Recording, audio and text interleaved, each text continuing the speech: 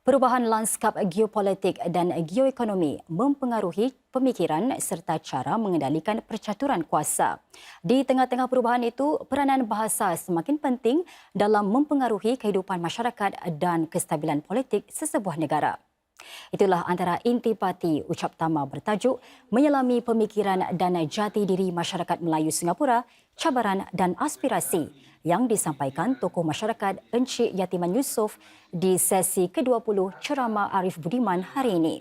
Encik Yatiman menarik perhatian bagaimana bahasa Melayu turut terpengaruh dengan perkembangan ekonomi sejagat serta cabaran untuk mempertahankan penggunaannya.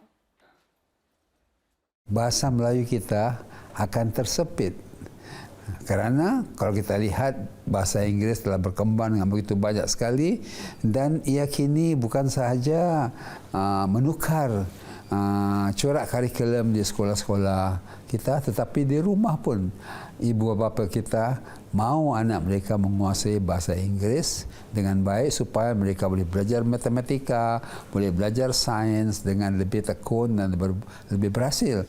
Kita dalam keadaan yang agak sukar sekarang kerana pengejaran ekonomi mendesak kita menerima bahasa Inggeris sebagai bahasa bisnes, bahasa komunikasi dan bahasa kita berurusan dengan orang lain. Ini bermakna akan kuranglah mereka yang berbahasa Melayu. Apakah strategi kita? Kita boleh belajar dari pengalaman banyak negara di dunia. Beliau turut menarik perhatian kepada kemunculan ekonomi Asia seperti China, Jepun dan Korea yang memberi persaingan hebat kepada negara-negara barat yang lain. Bahasa-bahasa negara-negara tersebut katanya semakin mendapat perhatian. Namun bagaimana pula bahasa Melayu dapat kekal relevan dan berkembang maju? Kalau sekiranya amalan di bahasa itu diperkembangkan di kalangan anak-anak kita, generasi akan datang akan tahu apa itu teknologi baru, akan dapat berenang dalam lautan ekonomi global yang besar dan pada masa yang sama mempunyai jati diri yang tersendiri sebagai orang Melayu. Mereka faham bahasa Melayu dan mereka faham tentang budaya mereka dan ini dapat mendorong menjadikan mereka itu manusia yang lebih sempurna. Buat julung-julung kalinya juga, buku siri ceramah Arif Budiman akan diterbitkan dalam bentuk digital. Ia akan memaparkan ceramah 4 tokoh tempatan yang pernah terlibat dalam ceramah Arif Budiman daripada edisi ke-17 hinggalah ke edisi 20 tahun ini.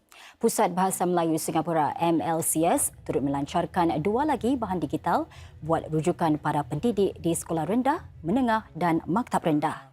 Menyelesaikan masalah. Bahan penerbitan yang kedua iaitu Bicara Budiman Suratman Markasan Catatan Seorang Cendekia.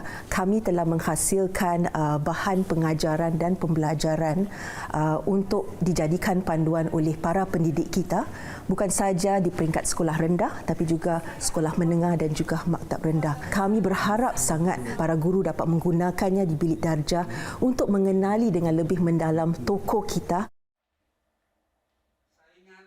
Ceramah di Pusat Bahasa Melayu di Bishan ini dihadiri lebih 90 peserta.